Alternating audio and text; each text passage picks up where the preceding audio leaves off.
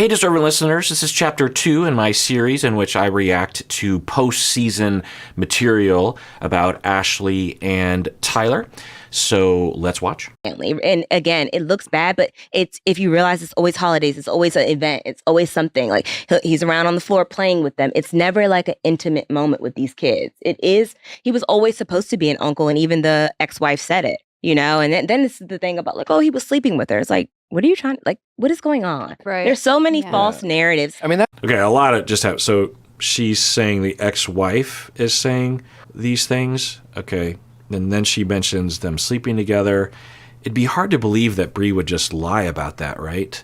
It could be a lie, but it doesn't seem likely that that's a lie. Who knows? But anyway, so what did she say? Let's rewind. Moment with these kids. He was always supposed to be an uncle, and even Right, he was always supposed to be an uncle. Okay. Then do uncles abandon their kids, their nieces and nephews, their nibblings as well? No. If you're just an uncle, which is a pretty far cry from being a dad, one, why are you wearing shirts that say dad? Two, why are you living with the kids, as Bree said? Three, then why wouldn't you continue with that relationship if it's no big deal? If it's just an uncle, then why hasn't Ashley said, well, why aren't you continuing with that?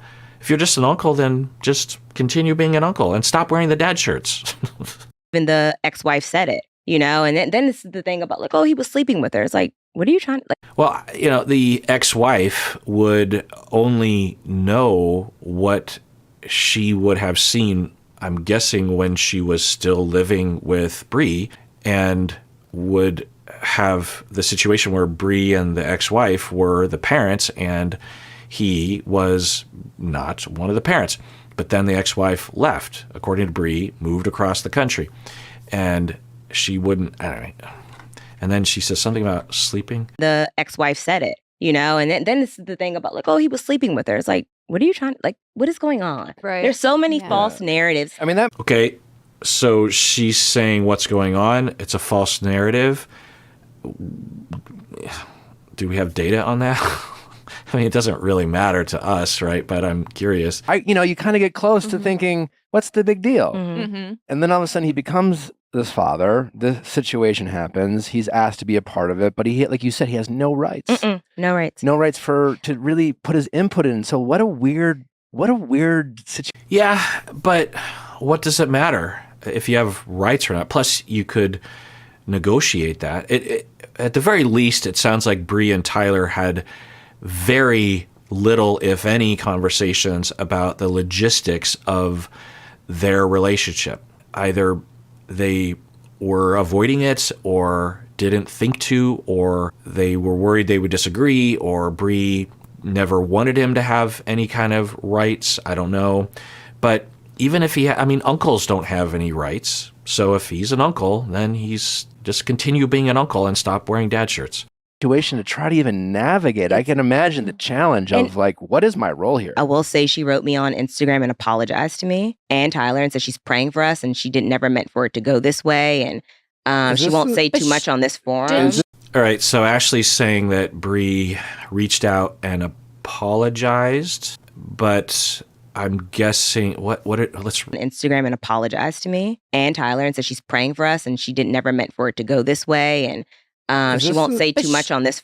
She never meant it to go this way. And Ashley, I don't have any severe reason to not believe her. She seems pretty differentiated and honest. I think there's a possibility that she has some kind of issue or point of view or something that's causing a blind spot for her regarding what I've already talked about. But aside from that, there's a lot of indications that Ashley is pretty level-headed and regulated. She doesn't fly off the handle or seem to be overly triggered by things, and therefore seeing things through an emotional lens or not being able to differentiate this. Anyway, but she's saying that she apologized, so we could imagine that happening. And then she says apologizing for the way it went down, not what she said, right?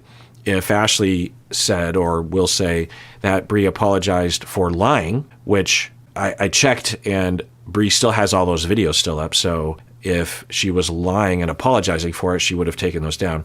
But that's not even what Ashley's saying. She's saying that Bree apologized for the way things were going, which is just another tick in the column for Bree that she's a good person and that she's a credible narrator.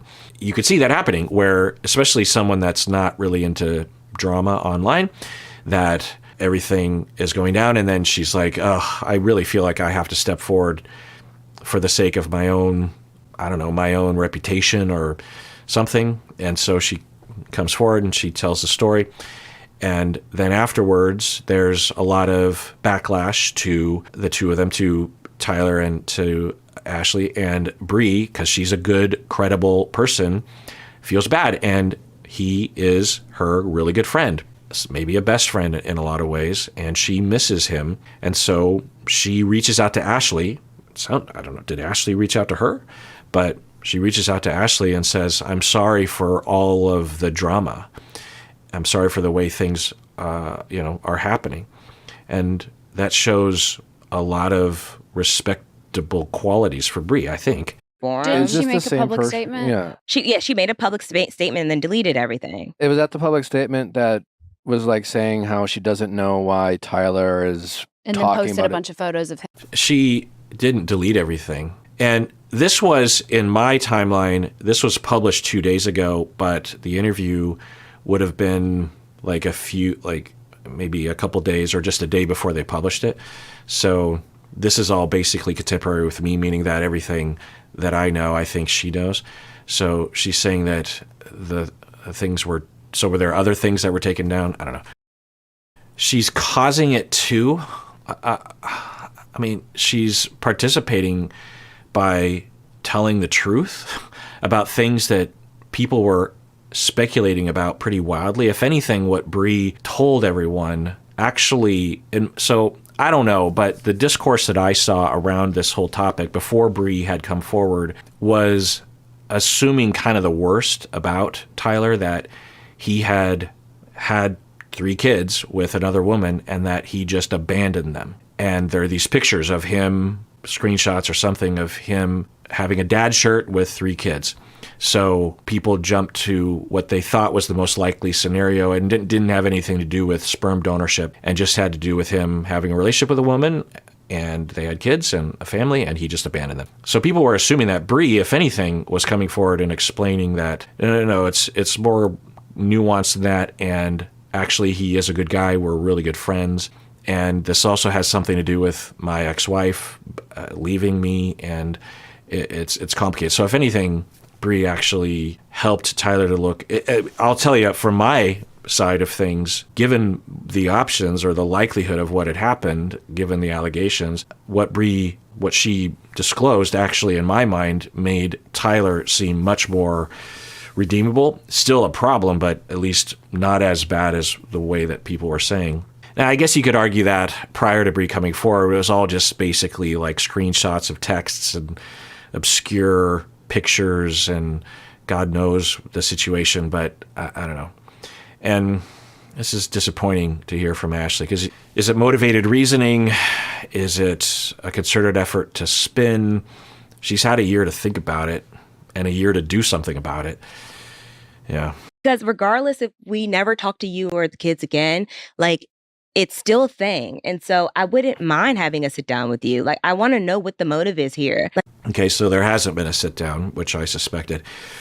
Why hasn't that happened already? I don't understand.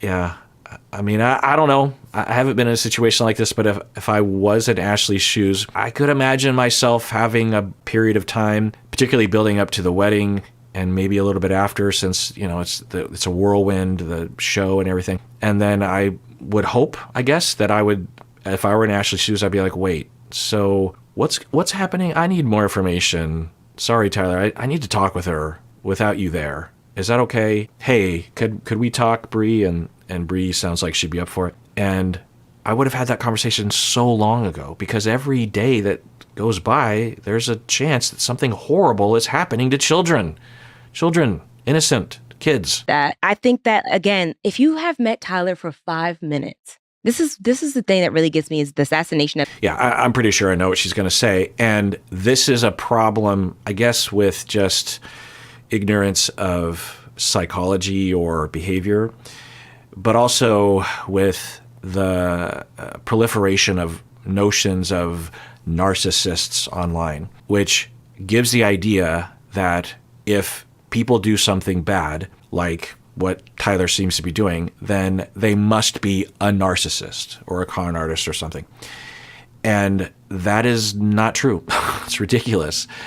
In fact, given what we've seen, like I've been saying already, I would definitely not put any money down, not even a little bit of money down, on Tyler being conceptualized as a psychopath or having narcissistic personality disorder.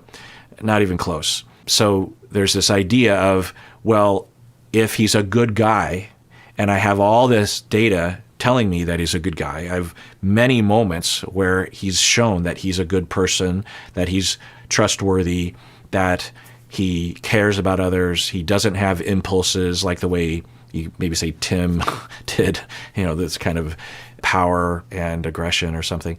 Given all that, there's no way that he did the things that people are saying he did. And so therefore, everything he's telling me must be true, because you're either or. You're either a narcissist who lies all the time, and you're Machiavellian, and you're sadistic, and you're psychopathic, because that's what TikTok says, or you're 100% credible and everything's great. Plus, for my life, this feels better, this is more convenient, so I'll go with that. His character, and I'm not here to defend him.